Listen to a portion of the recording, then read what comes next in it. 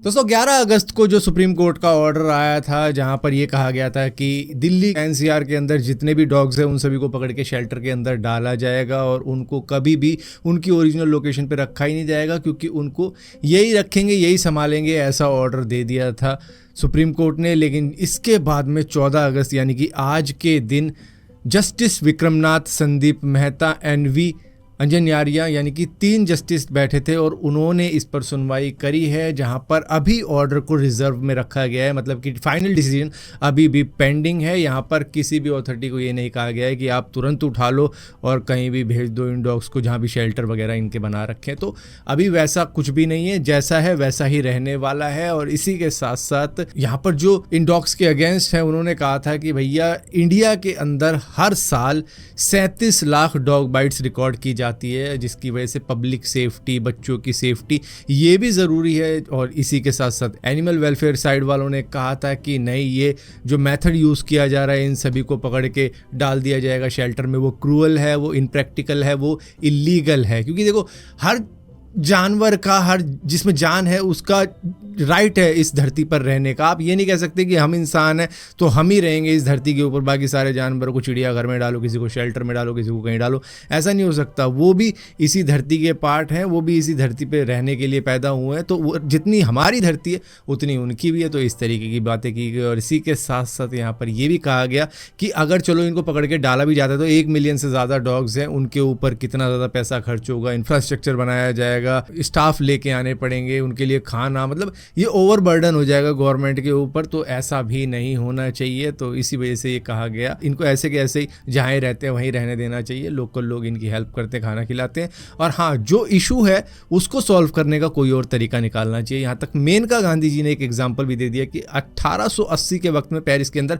सभी stray dogs को एक तरीके से ख़त्म कर दिया गया था। और उसके बाद में कई सारे डिजीजेस आउटब्रेक हुए थे चूहों से रिलेटेड, तो जिसकी वजह से इकोसिस्टम भी डिस्टर्ब हुआ था। तो इस तरीके की चीज़ें यहाँ नहीं होनी चाहिए। क्योंकि चाइना के अंदर भी आपने देखा होगा ऐसा हुआ था कि सारी चिड़ियाओं को मारने का काम कर दिया था, तो उनकी फसलें बर्बाद हो गई थी।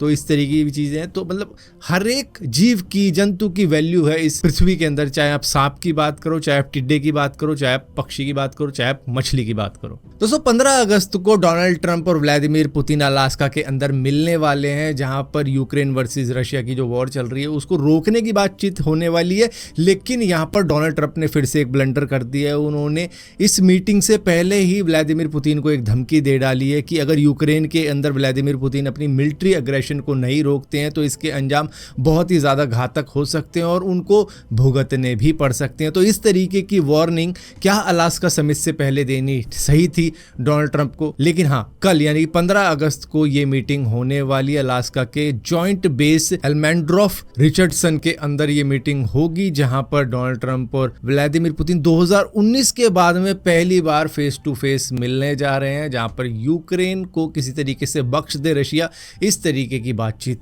होगी। हालांकि यहाँ पर रशिया का डिसीजन एकदम साफ है कि भैया जितने लैंड पे हमने कब्जा कर रखा है यूक्रेन की उसको हम नहीं छोड़ने वाले। और वहीं पर ज़ेलेंस्की का कहना है कि भैया नहीं, हम लैंड नहीं देंगे। तो इसकी वजह से अब देखो क्या होता है 15 अगस्त वाली इस मीटिंग के अंदर। और ये जो मीटिंग होने वाली है इसके अंदर ये भी बताया जा रहा है कि अगर ये मीटिंग फेल हो जाती है तो शायद इंडिया को और भी हायर टैरिफ झेलने पड़ सकते हैं। क्योंकि यहाँ पर वो कह रहे हैं कि इंडिया इसको स्पॉन्सर्ड कर रहा है इस पूरी की पूरी वॉर को, क्योंकि रशिया से वो ऑयल परचेज करता है, चाइना भी यही सेम चीज़ करता है। तो वो एक तरीके से पैसे दे रहे हैं रशिया को इस वॉर को और लड़ने के लिए। It is not acceptable for India to continue financing this war by purchasing the oil from Russia. People will be shocked to learn that India is basically tied with China in purchasing Russian oil. That's an astonishing fact. India portrays itself as being one of our closest friends in the world, but they don't accept our products. They impose massive tariffs on us.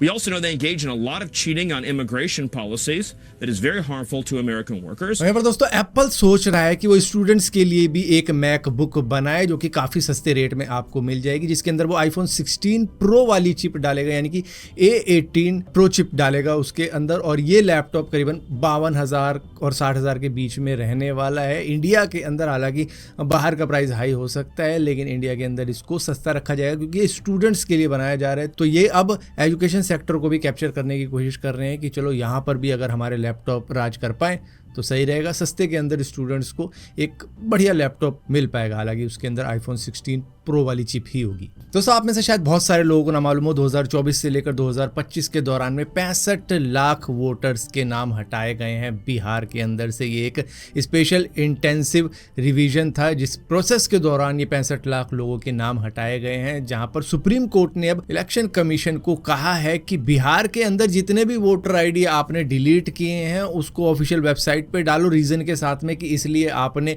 Delete किए हैं इनके नाम, ताकि user को भी मालूम रहे कि उनके साथ में क्यों हुआ है, किस लिए हुआ है, और इसके अंदर वो ट्रांसपेरेंसी रखना चाहते हैं, इसी वजह से ऐसा करवा रहे हैं। और अगर किसी का नाम गलती से हटा दिया गया है ताकि वो दोबारा से क्लेम भी कर सके, उसको अपना आधार कार्ड आईडी वगैरह दिखा के, ताकि उसको भी मालूम हो कि उसका आईडी डिलीट हो चुका है। पता लगे किसी को मालूम ही नहीं है कि उनका वोटर आईडी डिलीट हो चुका है और वो ये समझ रहे हैं हमारा वोटर आईडी अभी भी है। दोस्तों यूपीआई के अंदर अब एक बड़ा चेंज हो चुका है, चाहे आप फोन पे यूज करते हो, गूगल पे यूज करते हो, या पेटीएम यूज करते हो, या भीम एप्लीकेशन यूज करते हो, अब आप किसी को भी रिक्वेस्ट नहीं भेज पाओगे पेमेंट की कि मुझे इतने पैसे चाहिए, ये वो, मतलब जो रिक्वेस्ट भेजते थे ना, क्योंकि क्या हो रहा था, स्कैमर इसका बहुत मिसयूज कर रहे थे। वो रिक्वेस्ट भेज देते थे और सामने वाले को लगता था, जिसको पढ़ना नहीं आता था, कि वो पेमेंट रिसीव करने के लिए मैसेज आया है, तो वो उस फ्रॉड में फंस जाते थे, जिसकी वजह से 1 अक्टूबर के बाद में आप किसी को भी इस तरीके की रिक्वेस्ट नहीं भेज पाओगे। ना कोई फ्रॉडस्टर आपको ऐसी रिक्वेस्ट भेज पाएगा, ना ही आप किसी को भेज पाओगे। तो ये इसलिए हटाया जा रहा है क्योंकि इससे काफ़ी ज़्यादा फ्रॉड हो रहे थे लोगों के साथ में, जिस वजह से अब इसको पूरी तरीके से रिमूव कर दिया जाएगा 1 अक्टूबर से।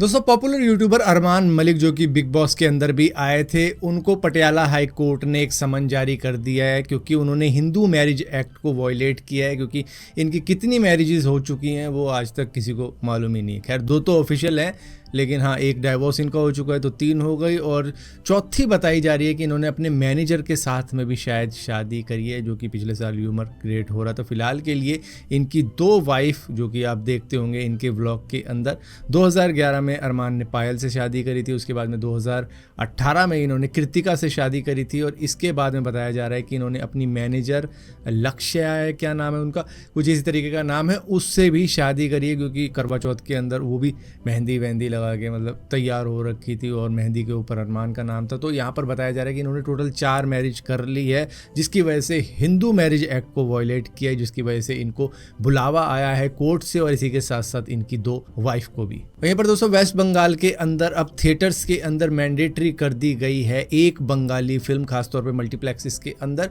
वो भी प्राइम टाइम के अंदर। ऐसा नहीं कि प्राइम टाइम में आप चला रहे हो कोई बॉलीवुड की मूवी या हॉलीवुड की मूवी, नहीं, प्राइम टाइम में भी एक बंगाली मूवी चलनी ज़रूरी है। तो ऐसा अब ऑर्डर आ चुका है। वहीं पर दोस्तों कुछ दिनों पहले मैंने आपको बताया था कि आईसीआईसी बैंक ने 50,000 की लिमिट रख दी थी कि मिनिमम बैलेंस 50,000 होना चाहिए अर्बन एरियाज़ के अंदर। लेकिन अब उन्होंने देखा कि भैया काफ़ी ज़्यादा लोग अब कह रहे हैं कि भैया ठीक है हम इसके साथ में नहीं खुलवाते अपना अकाउंट, जिसके बाद में उन्होंने अब इस लिमिट को रिड्यूस करके 15,000 पे कर दिया है कि ठीक है 15,000 रहेगी मिनिमम लिमिट। पहले 10,000 हुआ करती थी, तो 15,000 का मतलब है कि 15,000 से नीचे 1 रुपया भी हुआ तो आपको 500 रुपये की पेनल्टी लग सकती है। दोस्तों पाकिस्तानी क्रिकेटर बासित अली ये कह रहे हैं कि मैं दुआ करता हूं कि एशिया कप 2025 के अंदर इंडिया किसी तरीके से रिफ्यूज कर दे कि हम पाकिस्तान के साथ में नहीं खेलेंगे, क्योंकि इंडिया इतनी बुरी डिफीट देगा ना पाकिस्तान को कि वो याद रखेंगे, वो सोचा भी नहीं होगा उन्होंने। तो भैया उस ऑन फील्ड ह्यूमिलेशन से अच्छा है कि किस तरीके से बीसीसीआई कह दे कि भैया हम नहीं खिलवाएंगे इंडिया को पाकिस्तान के साथ में। अब ये इसलिए कह रहे हैं क्योंकि पाकिस्तान ने अभी रिसेंटली ओडीआई सीरीज के अंदर वेस्ट इंडीज़ के साथ में इतनी बुरी हार हासिल की है कि जिसके बाद में हौसला ही पस्त हो गया है पाकिस्तानी क्रिकेटर्स का कि 92 रन पे पूरी की पूरी टीम ऑल आउट हो गई, जिसके बाद में 202 रन से वेस्ट इंडीज़ ये मैच जीत गई और इसी के साथ साथ सीरीज़ उनकी हो गई। जिसके बाद में ये कहा जा रहा है कि काश इंडिया किसी तरीके से रिफ्यूज़ कर दे कि हम पाकिस्तान के साथ नहीं खेलेंगे, वरना बहुत भयंकर बेइज्जती हो सकती है।